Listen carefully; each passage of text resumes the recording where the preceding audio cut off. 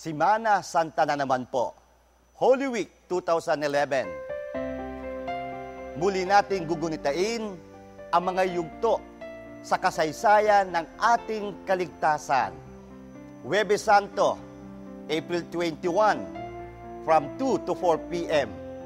Meron po tayong recollection, 4:30 p.m. up to 6 p.m. Ito po ang huling hapunan.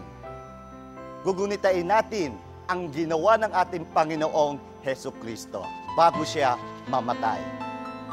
April 22, from 3 to 4 p.m. Yan naman po ang pagpaparangal sa ating Panginoong Hesukristo na ipinako sa krus.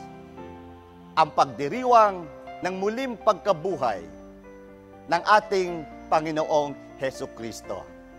Siya po ay nagwagi, muling nabuhay from 10:30 p.m. to 12 midnight.